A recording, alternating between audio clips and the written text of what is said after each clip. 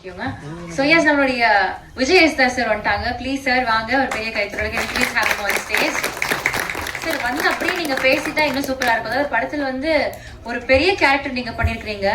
அந்த கேரக்டர் பத்தி நான் பேசினா அது நல்லாவே இருக்காது. நீங்க தான் பேசணும். வாங்க சார் வாங்க. Due respect, I ask you to please share a few words. வாங்க சார். எல்லாருக்கும் வணக்கம். இவ்வளோ பெரிய ஆர்டிஸ்ட் இங்கே இருக்கும்போது ஆக்சுவலி இந்த படத்தில் ஒரு சின்ன ஒரு கேமியோ, எக்ஸ்டெண்டட் கேமியோன்னு சொல்லலாம், பட் ஒரு வெரி இம்பார்ட்டன்ட் கேமியோ. அது விஜய் முலன், ஹூஸ் ப்ரொடியூசர், அவரோட அப்பாவும் கொஞ்ச நாளாகவே நாங்கள் ஃப்ரெண்ட்ஸாக இருக்கோம். பட் இந்த ஒரு இதில் வந்து இந்த மாதிரி ஒரு கேரக்டர் இருக்குது, அது நீங்கள் பண்ணால் நல்லாயிருக்கும்னு கிருஷ்ணா அண்ட் அவங்க எல்லாம் பேசி டிசைட் பண்ணாங்க. நானும் கொஞ்ச நாள் யோசித்தேன். இந்த மாதிரி ஒரு கேரக்டர் ஆக்சுவலி அந்த கேரக்டரோட இம்பார்ட்டன்ஸ் அவ்வளோ பெருசு. ஸோ அது பண்ணுறதுக்கு ஒரு சர்டன் ஒரு தகுதி வேணும். ஒரு ஆஸ் அன் ஆக்டர் நான் ஒரு பயங்கரமான ஒரு ஃபிலிம் பஃப். ஸோ இந்த மாதிரி விஷயம் பண்ணும்போது அது பர்ஃபெக்டாக பண்ணலைன்னா சரியாக வராதுன்னு நினச்சி கொஞ்ச நாள் தயங்கினேன். பட் அதுக்கப்புறம் கன்வின்ஸ் பண்ணாங்க. அதுக்கப்புறம் நம்ம பண்ணிட்டோம். And I'm honoured. ஒரு சிங்கராக இல்லை, பட் ஒரு ஆக்டராக ஒரு நல்ல ஒரு இந்த மாதிரி ஒரு இம்பார்ட்டண்ட்டான ஒரு role with all these legends of cinema அவங்க கூட பண்ண முடிஞ்சதுன்னு ஒரு blessing. Thank you so much to Vijay and Maddy sir and Sathyaraj sir. The few scenes that we have is very special. So just to be in front of the camera with all of them, அவங்க கூட நடிக்க முடிஞ்சதுன்னு ஒரு ரொம்ப பெருமைப்படுறேன், especially in a film like this. And Rajkumar சாரும் அந்த ஃபேமிலியும் அதை பற்றியெல்லாம் சொல்லணும்னா நிறைய நேரம் பேசலாம். But thank you so much for having us in Coimbatore and taking care of all of us so well. Thank you so much. பத்தி ரிவீல் பண்ணுவீங்க, பேசுவீங்க அப்படிலாம் நான் எக்ஸ்பெக்ட் பண்ணேன். பட் இன்னும் கொஞ்சம் நேரத்துல பிரஸ் அண்ட் மீடியா வந்து படம் பார்த்துருவாங்க. கண்டிப்பா நீங்க என்னதான் சின்ன ரோல் அப்படின்னு சொன்னாலும் அதனுடைய இம்பாக்ட் ரொம்ப பெருசா இருக்கு அப்படின்றத ஆஃப்டர் த ஃபில்ம் நம்ம வந்து தெரிஞ்சுக்க போறோம். எல்லாரும் பார்த்ததுக்கு அப்புறம் சொல்லுவாங்க. ஸோ எஸ், கண்டிப்பா பேசி ஆகணும். அதாவது இந்த மாதிரி யூனிக்கான பெரிய ப்ராஜெக்ட்ஸ்க்கெல்லாம் சப்போர்ட் பண்றதுக்கு ப்ரொடியூசர்ஸ் ரொம்ப ரொம்ப முக்கியம். ஆல்ரெடி நம்மளுடைய ஆக்டர்ஸ் சொன்ன மாதிரி அதுக்கு சப்போர்ட் பண்ணி அந்த ஒரு பட்ஜெட்டை கொடுத்ததுக்கான ஸ்பேஸை கொடுக்குற ஒரு ப்ரொடியூசர்ஸ் கண்டிப்பா தேவை. ஸோ ராக்கெட்ரி அப்படின்னு ஒரு அழகான ஒரு அவார்டு வின்னிங் ஃபில்மை வந்து கொடுத்துட்டு அடுத்ததும் வந்து ஒரு அவார்டுக்காக ஒரு அவார்டு வேட்டில் இறங்கின மாதிரி தெரியுது தொடர்ந்து அடுத்த படம். Of course. So thank you so much Mulan brothers, ரெண்டு பேருமே ஒரு அமேசிங் ஒர்க்குக்காக ரொம்ப ரொம்ப நன்றி. So I invite on stage doctor Varghese Mulan அவர்கள், trade commissioner at India commonwealth trade council, to please share a few words. வாங்க சார்.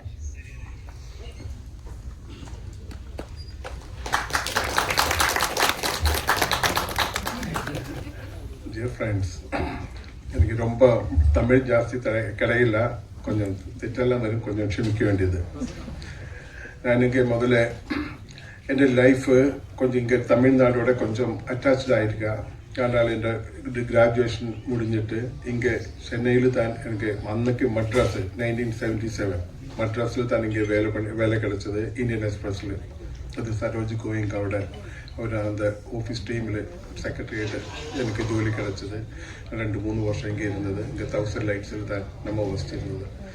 அதனால் அன்னைக்கு நிறைய தமிழ் ஃப்ரெண்ட்ஸ் இருந்தது.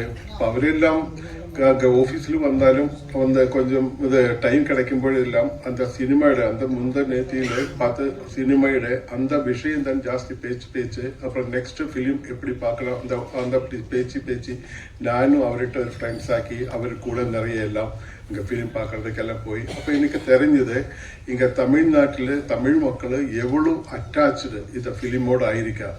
அப்புறம் அந்த எம்ஜிஆர், அப்புறம் அதுக்கு சேஷம் வந்த எல்லா இது நாயகரோட இப்போ விஜய் இப்போ வந்திருக்கா, எப்படி அட்டாச்சாக இருக்கு.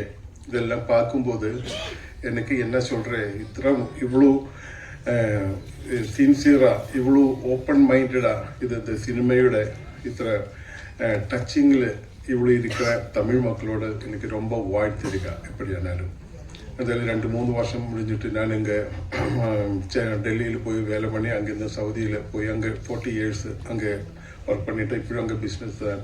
அப்போ இப்போ வரும்போதும் கொஞ்சம் காலேஜ் ஸ்டடி மட்டும், அதுக்கப்புறம் ஸ்கூல் மட்டும் நான் வீட்டு அங்கே கேரளாவில் இருந்தது. அப்புறம் பாக்கி எல்லாம் வெளியூரில் தான். வேலை பண்ணியிருக்கேன். இப்போ பிஸ்னஸ் பண்ணுறேன். அதுதான் எனக்கு தமிழில் சினிமா பிடிக்கிறதுக்கு எனக்கு ரொம்ப ஆசை இருந்தது. அப்புறம் தான் நம்ம என்ன சன் விஜய் அந்த மாடிகிட்ட ரொம்ப க்ளோஸ் ஃப்ரெண்டு முதல்ல. அப்புறம் அந்த மாடி தான் மாதவர் சார் வீட்டில் வந்தப்போ சொன்னது இங்கே ஒரு ஃபிலிம் இது பிடிக்க போகிற அந்த நம்பிதான பேரில். அப்படி தான் ராக்கெட்ரி ஒரு ட்ரூத் ஆகி போச்சு. ஆனால் ஃபிலிம் பார்த்தப்போ தெரிஞ்சது அந்த படம் அதை ப்ரொடியூஸ் பண்ணுறதுக்கு நம்ம இருந்தாலும் நம்ம my son Vijay was coordinating with everybody, and for this also GD also he is running after. I have got another job, so அதுதான் எனக்கு ரொம்ப இதில் கான்சன்ட்ரேட் பண்ண முடியல, இங்கே வர முடியல ஜாஸ்தி. he is coordinating with everybody. ஆனால் இந்த ராக்கெட்ரி பார்த்தப்போ அந்த சினிமையில் நம்ம கேன் ஃபிலிம் ஃபெஸ்டிவலில் போயிட்டா, அப்புறம் பார்லிமெண்ட்டில் போயிட்டா, அப்புறம் அதுக்கு நேஷ்னல் அவார்டு கிடச்சிட்டா. அப்போ அதுக்கெல்லாம் கூட இங்கே வெளியூரில் இங்கே எல்லாம் போய்ப்போம் அந்த ராக்கெட்ரி ஃபிலிம் எவ்வளோ இந்த ലോകത്തിൽ அந்த ആൾക്കാരുടെ ഐഡിയാസ് ചേഞ്ച് பண்ணிட்டா. എപ്പോഴും വന്നിട്ട് ഒരു wrong history how it was corrected by this film. I could witness it with a great happiness. அப்படித்தான் இது. அப்புறம் அதுதான் நான் இங்கே சென்னையில் இருக்கும்போது தான் நான் கேட்டிருந்தது அந்த ஜிடி நாயுடு விஷயம். ஜாஸ்தி கடையில்ல கேட்டிருந்தது. அதனால் அப்புறம் அந்த விஷயத்துக்கு அப்புறம் நம்ம இந்த சினிமாயோட அப்புறம் இது மேடி சார் தானே விஜய்கிட்ட சொன்னு அப்போ நமக்கு இந்த மாதிரி பண்ணலாம் அப்படின்னு நினைச்சது. அப்புறம் இங்கே ராஜ்குமார் வீட்டுக்கெல்லாம் நம்ம போய் அவர்கிட்டெல்லாம் இதெல்லாம் அந்த மியூசியம் இதெல்லாம் பார்க்கறதுக்கு ஒரு அவசரம் கிடைச்சது. இதெல்லாம் பார்த்தப்போ தான் இந்த மாதிரி பெரிய ஒரு சயின்டிஸ்ட் ஏன் இந்த மாதிரி இந்தியாக்கு கேரளாவில் கேட்கவே இல்லை. அந்த ஜிடி நாயுடு யார்கிட்ட கேட்டு யாருக்குமே தெரியாது. ஆனால் இவ்வளோ பெரிய இது டிஸ்கவரியெல்லாம் பண்ணி ஒரு ஆளு இவ்வளோ பெரிய ஒரு இந்த ஹிஸ்டரியில் he fought against the British in his separate way. How he was ignored by the nation, how he was trodden down by the British. இதெல்லாம் பார்க்கும்போது இந்த ஹிஸ்டரி எவ்வளோ இந்த கிரேட் இந்தியன் எப்படி இதெல்லாம் நம்ம லோக சரித்திரத்துக்கு கொண்டு வரணும்னு நினைச்சது எனக்கு ரொம்ப ஆசை வந்துட்டாரு. என்னாச்சா இந்த வேர்ல்டு ஹிஸ்டரியில் நிறைய ட்விஸ்டிங் இருக்கா. யாரெல்லாம் ஸ்ட்ராங்காக இருந்தோம், யாரெல்லாம் ரூலிங்கில் இருந்தோம், அவரெல்லாம் அவர் விஷயத்தில் இந்த ஹிஸ்டரியை ட்விஸ்ட் பண்ணுறதுக்கு ட்ரை பண்ணியிருக்கா. இந்த ஜிடி நாயுடு அன்சங் ஹீரோ அந்த மாதிரி தான். ஆனால் அது ஒரு ஹிஸ்டரி கொஞ்சம் கரெக்ட் பண்ணுறதுக்கு ஞானும் ஒரு நிமித்தமாக எனக்கும் ரொம்ப சந்தோஷம் இருக்கா. இதோட வந்திருக்கா இங்கே ராஜகுமார் சார், அப்புறம் மாடி சார், அப்புறம் சத்யராஜை கேட்டால் நமக்கு கேரளாவில் யாருக்கு தெரியல, கட்டப்ப சொன்னதான் தெரியும். அவ்வளோ இன்ஃப்ளூயன்ஸ் வந்திருக்காங்க. அப்போ இது எனக்கு சொந்த இதெல்லாம் இருக்கா. ஆൾക്കാർ கேட்கும்போது யாரெல்லாம் இருக்கா, கட்டப்பா இருக்கா, ரொம்ப பெருசு நம்ம பார்க்குறேன் அந்த சினிமா அப்படித்தான் அவர் சொல்கிறேன். அப்படியானாலும் அப்புறம் இது இருக்காம நம்ம பிரியாமணி இருக்கா, அப்புறம் துஷார் இருக்கா, அப்புறம் நம்ம கூட ராஜ்குமார், அப்புறம் நம்ம ஃப்ரெண்டு விஜய், യേശുദാസ് காலத்திலேயே நமக்கு ரொம்ப ஆராதனை இருந்தது. அதனால் இந்த மாதிரி நிறைய ஆൾക്കാർ நம்மளோட இதில் வந்திருக்கா, மெயின் டீம் வந்திருக்கா. തീർച്ചയായിട്ടും நான் ரொம்ப ஹாப்பி இவரோட கோஆர்டினேட் பண்ணுறதுக்கு, நீங்கள் எல்லாரும் சப்போர்ட் பண்ணுறதுக்கும், இந்த ஒரு ஹிஸ்ட்ரி கரெக்டாக நம்ம லோகத்துக்கு முன்னால் வைக்கிறதுக்கு நீங்கள் மீடியா தான் ഏറ്റവും കൂടുതൽ இன்ஃப்ளூயன்ஸ் பண்ணுறேன். அதுக்கு நீங்கள் எல்லாம் சப்போர்ட் தேவை. Thank you very much. Hello everyone, thank you. I'll make it very quick. So after Rocketry, we were looking out for what to do next.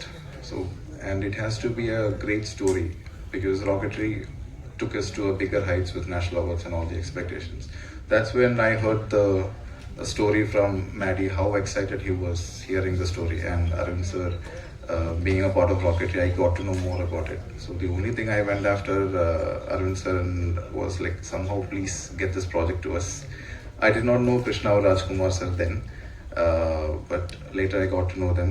When I heard the story itself, I was like very sure, yes, this is the story we have to do after Rocketry. So thank you Rajkumar sir for allowing us to do this movie.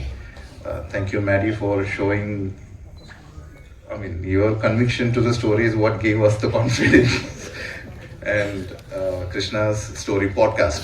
I met him much later. It is the podcast that he sent to Maddie that I heard, and I was also mind blown by the plot and the story.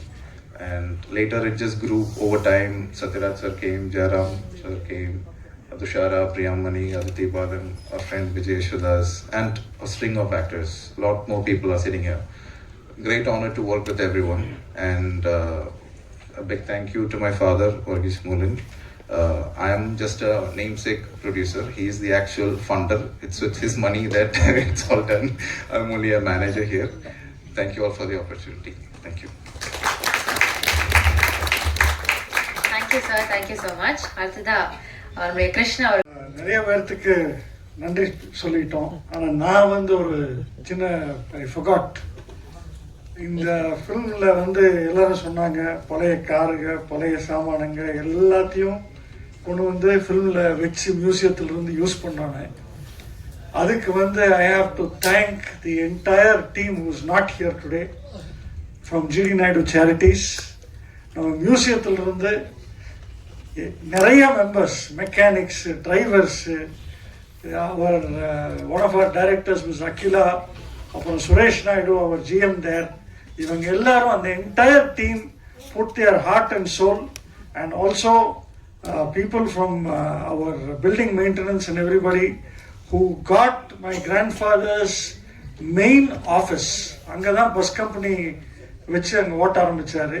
அந்த பில்டிங்கை கம்ப்ளீட்டாக ஒரு 8 மாதம் restore பண்ணி hand over பண்ணோம் இந்த cinema டீமுக்கு. அங்கே தான் அந்த சினிமாவையே எடுத்தோம். So it was taken, most of the film was taken in the soil where my grandfather lived and experienced his life. Thank you. Thank you so much, and it's very sweet of you. So